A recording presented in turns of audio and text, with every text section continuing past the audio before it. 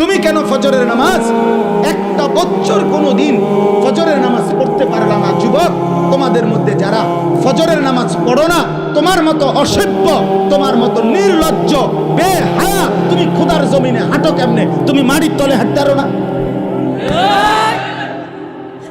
তোমার মতো অসভ্য আর কোনো মানুষ হয়? বেহায়া কোথাকার। আল্লাহ রাসূল সাল্লাল্লাহু আলাইহি সাল্লাম বলেন, তাহাজ্জুদ নামাজ হাদিসে আছে, নবীজির জামানায় একবার সাহাবীরা বললেন একজন মুসলমানের ব্যাপারে, ইয়া রাসূলুল্লাহ, এই লোক সারা রাত ঘুমায় থাকে ফজর পর্যন্ত, কোনোদিন তাহাজ্জুদ পড়ে না। তাহাজ্জুদ মানে ফজর না, ফজরের আগের নামাজ। কথা বোঝেন নাই আপনারা? নবীজির সাথে সাথে মিশকাতে আমরা নিজে পড়ছি, আল্লাহ রাসূল বললেন, যালিকা রাজুলুন বালা শাইতানু ফি উদুনাইহি। নবী বলেন, তাহাজ্জুদ পড়ে না কখনোই, তাহলে তো এটা এমন একটা লোক যার দুই কানে শয়তান পেশাব করে দিছে। আছে কিনা? শয়তান মুত্তা দিছে তার কানে। তাহলে যেই যুবক, যেই মুসলমান ছেলে মেয়ে নারী পুরুষ একটা বছর 6টা মাস কোনোদিন ফজরের নামাজ পড়ে না, নবীজির সামনে যদি এই ডাকাতের কথা বলতো, কি বলতো? নবীর সামনে যদি বলে, ইয়া রাসূলুল্লাহ, আপনার উম্মতের এই ডাকাতে 1 বছর কোনোদিন ফজরের নামাজ পড়ে না, তার ব্যাপারে আপনার মন্তব্য কি? তো রাসূল বলতেন, নবী শুনলে বলতেন, শয়তান তার পুরা শরীরে পায়খানা করে দিয়েছে।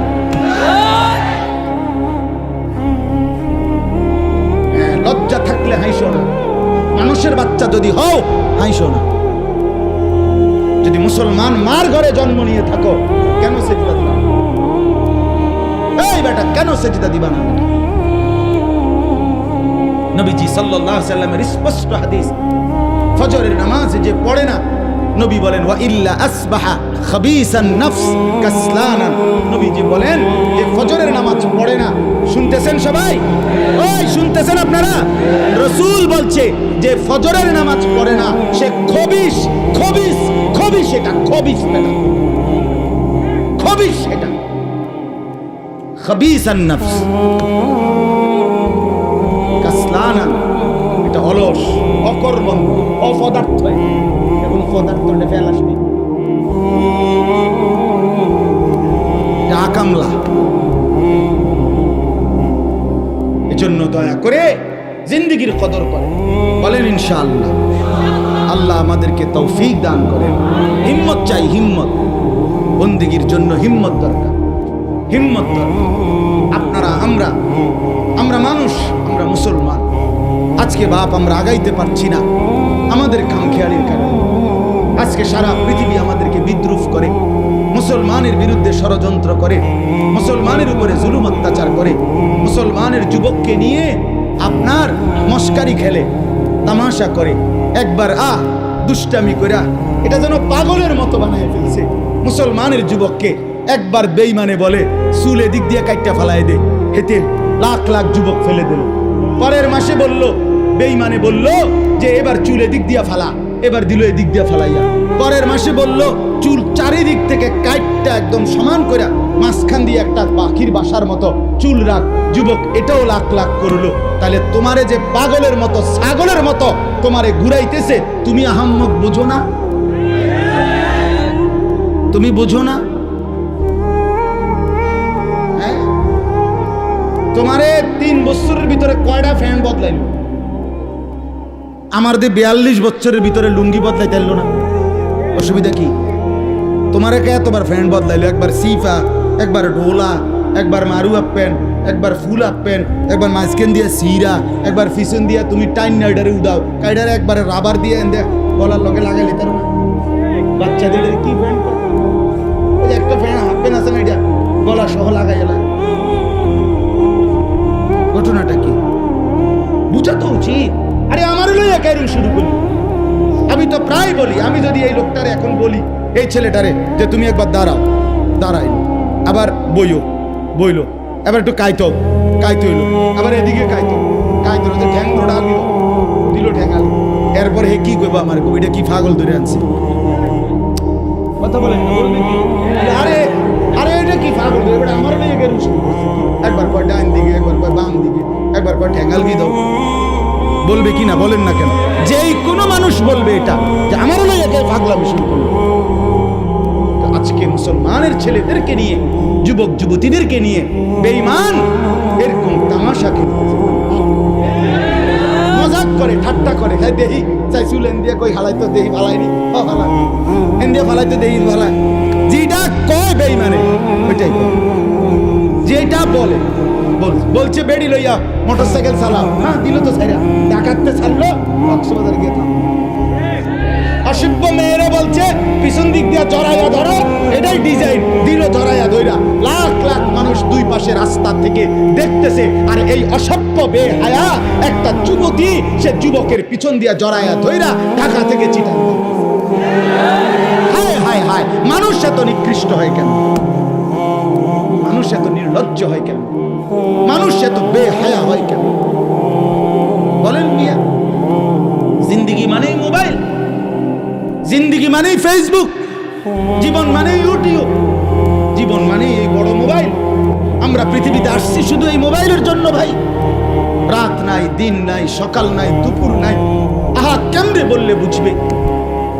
আমার মাঝে মাঝে পাগলের মতো অস্থির হয়ে যায় যে হায়, কেমনে বললে বুঝবে আমার সন্তানেরা, আমার বন্ধুরা, আমার ছেলেরা, আমার যুবক যুবতী বোনেরা, ভাইয়েরা কেমনে বুঝবে যে এটা তো তাদের জিন্দেগি শেষ করে দিচ্ছে, জীবন শেষ করে। অভিভাবকের গাফলতি, সন্তানদের বেপরোয়া জিন্দেগি আমাদের দেশ, আমাদের সমাজ, আমাদের ইসলাম, আমাদের দ্বীন একেবারে শেষ করে দিচ্ছে। অভিভাবকও গাফেল, সবাই গাফেল, সবাই গাফেল। আল্লাহ আমাদেরকে মাফ করে দেন। এজন্য প্রিয় ভাই আমার, ফিরে আসেন, প্রত্যেকের কাছে অনুরোধ করছি, আল্লাহ তাআলার বন্দেগীর দিকে ফিরে আসেন, ইবাদতের দিকে ফিরে আসেন। আল্লাহ তাআলা প্রত্যেককে তৌফিক দান করেন। আমি একটা আয়াত পড়ছি, আয়াতের তর্জমা, কথা শেষ হয়ে যাবে ইনশাআল্লাহ। কোরআনুল কারীমের 9 নম্বর পারা, 7 নম্বর সূরা, সূরাটার নাম সূরা আরাফ। এই সূরার 157 নম্বর আয়াত। এই একটি আয়াত আমি তেলাওয়াত করেছি শুরুতে। এবার এই আয়াতের তর্জমাটা বলি। আগে পুরা আয়াতের ব্যাপারে দুইটা শিরোনাম বলি, সংবাদ শিরোনাম, শুরু কথা আগে শিরোনাম বলি আর কি। শিরোনামটা হলো এই, আল্লাহ তাআলা এখানে দুইটা কথা বলছেন, মৌলিক কথা। এই একটি আয়াত, এক হলো আল্লাযীনা ইয়াত্তাবিউনার রাসূল, কথাটা খেয়াল করেন, শুনতেছেন সবাই? আল্লাহ তাআলা বলেন যারা অনুসরণ করবে রাসূলকে। কাকে? এই একটা কথা। এরপর আরো কিছু কথা আছে, এটা পরে বলব। কি? 1 নাম্বার কথা হলো যারা অনুসরণ করবে রাসূলকে। রাসূল বলতে কে? প্রিয় নবী সাল্লাল্লাহু আলাইহি ওয়াসাল্লাম। এরপরে লাস্টের দিকে আইসা আয়াতের শেষে আরেকটা কথা আছে, ওয়াত্তাবাউন নূরাল্লাযী উনজিলা মাআহু, এবং যারা অনুসরণ করবে ওই আলোকে, ওই নূর যেটা আমি আমার রাসূলের উপরে নাজিল করেছি। সেটা কি? সেটা কি? আমি আমার বন্ধুকে যেই আলো নাজিল করেছি, নূর, সেই নূরকে মানে আলোকে, সেই কোরআনকে যে অনুসরণ।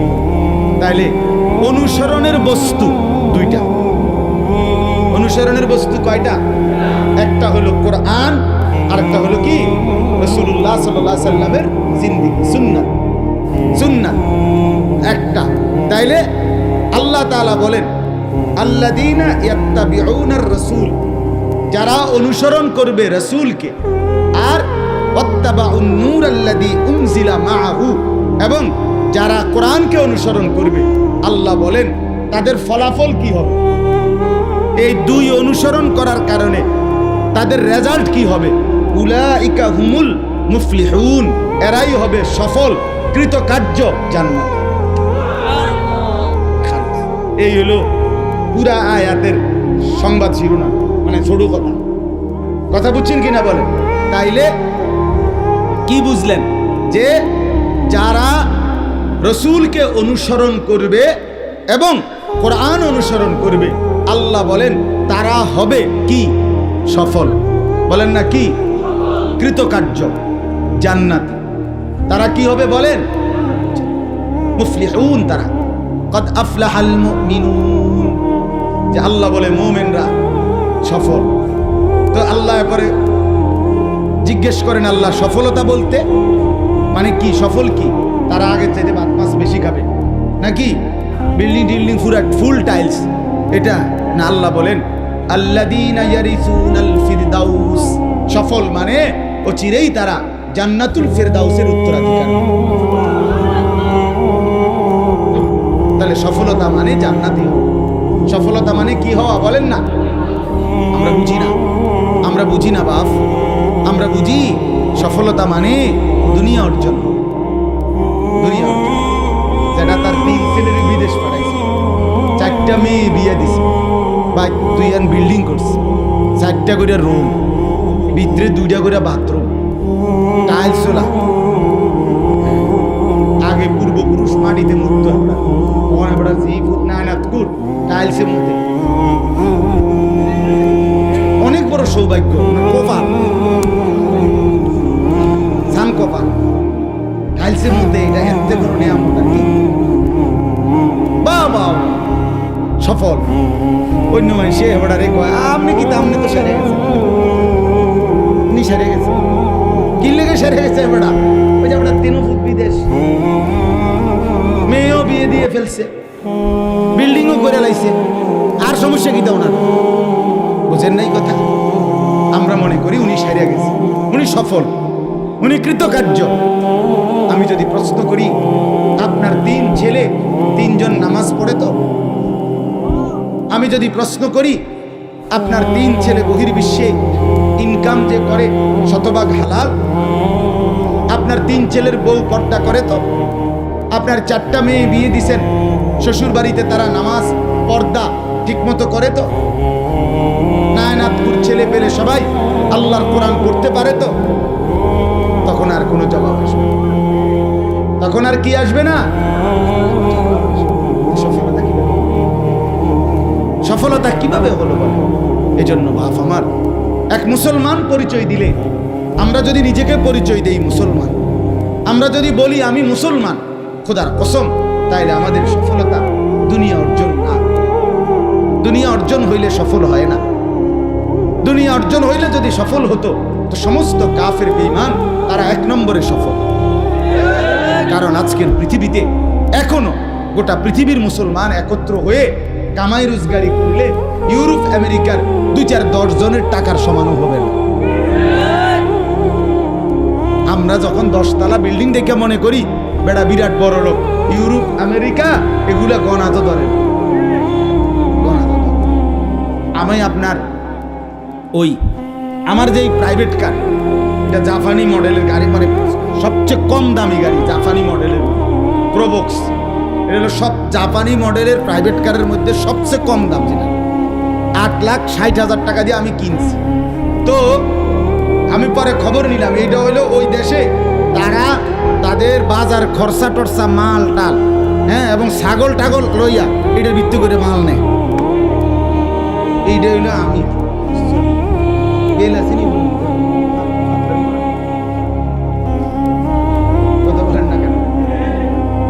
মানে যেটি দিয়ে হারা কি করে আপনার এই ফাঙ্গাস তেলাপিয়া ধন্যতা কাঁচামরিচ নেয় ভাই।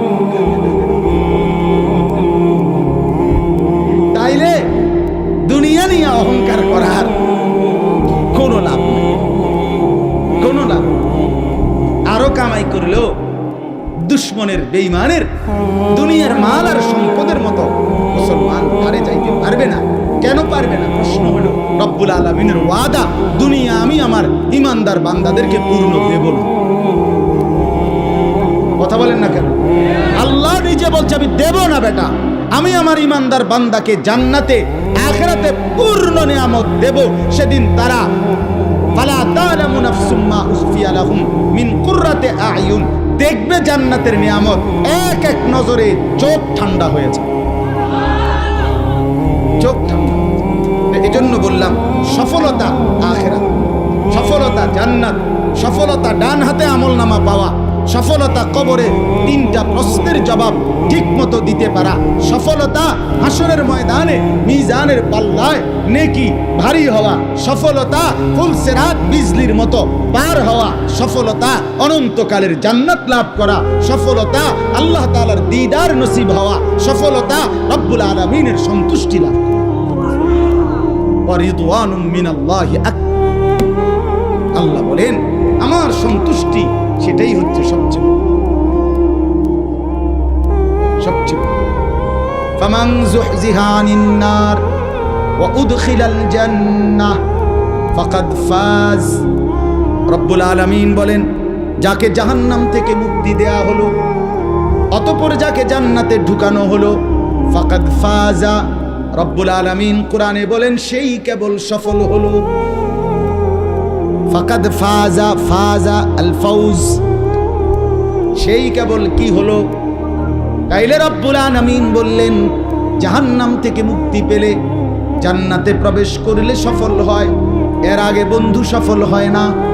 ওয়াকালুল হামদুলিল্লাহিল্লাযী আযহাবা আন্নাল হাযান।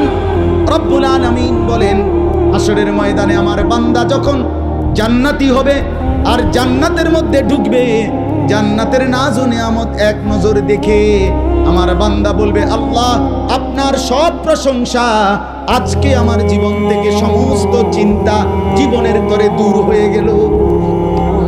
সফলতা সেদিনই মিলবে, সফলতা যেদিন জান্নাত মিলবে, যেদিন জান্নাত মিলবে, যেদিন রব্বুল আলামিনের সন্তুষ্টি মিলবে, রব্বুল আলামিনের সন্তুষ্টি মিলবে। আল্লাহ তাআলা কোরআনুল কারীমের মধ্যে বলছে আমি আমার বান্দাকে জান্নাতে নিয়ামত দিতেই থাকবো, দিতেই থাকবো, দিতেই থাকবো, দিতেই থাকবো। ফেরেশতা কেবল বলবে আর লাগবে নি, আর লাগবে নি। বান্দা বলবে না আর লাগবে না। আল্লাহ বলবে আরো দাও, আরো দাও, আরো দাও, আরো দাও, আরো দাও, আরো দাও। শেষ পর্যন্ত বান্দা বলবে ফেরেশতা ভাই বললাম তো আর লাগতো না, আর কিত্তা দাও। ফেরেশতা বলবে রব্বুল আলামিন আপনার জান্নাতি বান্দা বলতেছে আর লাগবে না, আর চাচ্ছে না। আল্লাহ বলবে না ফেরেশতা লাদাইনা মাজিদ, আমার কাছে আরো আছে, আরো আছে, আরো আছে। এবার ফেরেশতা বলবে আল্লাহ এবার তাইলে কি দিবেন আপনি, আর কি দিবেন? তো রব্বুল আলামিন বলবে ফেরেশতা আমার 70,000 নূরের পর্দা সরায়া দাও, এবার জান্নাতি বান্দা আমাকে দেখবে, আমি তাকে দেখব।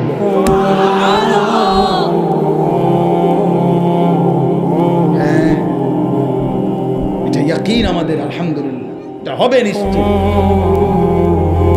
হবে নিশ্চিত। বন্ধু আমার তুমি যদি সিনেমার নর্তকীর কথা বুঝতে পারো, তুমি যদি টেলিভিশনের ফুটবল ক্রিকেটের খেলোয়াড়ের মতো কথা বিশ্বাস করতে পারো, তুমি যদি টেলিভিশনের খবর মানতে পারো, স্বীকার করো আমি আরশে আজিমের মালিক আল্লাহর কথা স্বীকার করবো না। কথা বলেন না কেন? আপনি দি শিক্ষারাই এখন খবরে কইছে বেড়া, খবরে সঠিক না হলে নি খবরে কয়, আপনি বেড়িতে কইছে খবরের ভিতরে, আপনি তেইটা এত মজবুত হয়ে গেল। তাহলে দুনিয়ার মহিলা বললে আপনার কাছে যদি টেলিভিশনের খবর এত নিশ্চিত হয়, আমার কাছে আমার রব্বুল আলামিনের খবর, আল্লাহর কথা, রাসূলের কথা, সেটা আমার কলজার মধ্যে নিশ্চিত হবে না কেন? এজন্য আমার শায়েখ আরিফ বিল্লাহ আল্লামা মুফতি মুশতাকুন নবী কাসেমি হযরত দামাত বারাকাতুহুম প্রায় বলে যে যুবক আজকে তুমি মানুষের বেড়ি চাও, আমি হাসরের ময়দানে একসাথে 70,000 হুর জান্নাতি নারী একসাথে দেব, তুমি অনসাও। আজ তুমি নর্তকীর গান শোনো, আমি জান্নাতে 70,000 হুরের গান একসাথে শুনো। তুমিও মজা করো, আমিও মজা করি। বাকি দুনিয়া তোমারও চলতেছে, আমারও চলতেছে, ঠিক কিনা বলেন না কেন? সেজদাওয়ালার রাতও ভোর হয়, নাফরমানের রাতও ভোর হয় কিনা বলেন না কেন? ভাত খাইলে সেজদাওয়ালারও ফ্যাট বাড়ে, বেঈমানেরও ফ্যাট। গরুর গোশত নামাজির লেগে যে এই স্বাদ, নাফরমানের লেগে এই স্বাদ। কথা বলেন না কেন? তাহলে আর অসুবিধা কি? তুমি বেশি কি আগাইছ, বেশি কি অর্জন হয়েছে বলে? দুনিয়ার এই সুদখোর, ঘুষখোর, এই সিটার বাটপাররা, হারাম রোজগারকারীরা, এরা দুনিয়া বেশি কি ভোগ করছে? কোনান দিয়ে আগায় গেছে আমগো। কথা বলেন, এখন বাজে 7:40। মনে করেন এখন বাজে কত? আমরা যারা মাগরিবের নামাজ পড়ছি তারার এখন বাজে কয়টা? আর যারা এখন আপনার সুদকুর ঘুষকুর বেনামাজি এখন কয়টা বাজে? তো এতে কিতা গেছে যদি 8:50 বাজতো তুই না আগে যেত। কথা বলেন, কি রে বেটা তুই আমার থেকে কি আগাইছ? তোমার যে সময় 7:40 বাজে, আমারও তো এই সময় 7:40 বাজে। এই জন্য দুনিয়া আগায় না। দেখা হবে হাসরের ময়দানে। শায়েখ বলে কথা হবে হাসরের ময়দানে, বোঝা যাবে হাসরের ময়দানে কার মা আছে কার মা। আল্লাহ বুঝার তৌফিক দান করুন। তাহলে কি বললেন? যারা অনুসরণ করবে কাকে? রাসূলকে। আর অনুসরণ করবে কাকে? কোরআন। তারা কি হবে? সফল হবে। কি হবে বলেন? আর সেই সফলতা মানে জান্নাত। বলেন না, কথা কর না। সফল হবে মানে কি হবে? জান্নাত। সবাই বলেন কি হবে? আবার বলেন কি হবে? জান্নাতি হব তো ইনশাআল্লাহ। চাই তো ইনশাআল্লাহ। আল্লাহ তৌফিক দান। আরে চাইতে হয়, চাইতে হয়। নবীজি চাইতেন আল্লাহুম্মা ইন্নী আসআলুকা রিদাকা ওয়াল জান্নাহ। আল্লাহ আমি আপনার সন্তুষ্টি চাই, জান্নাত চাই।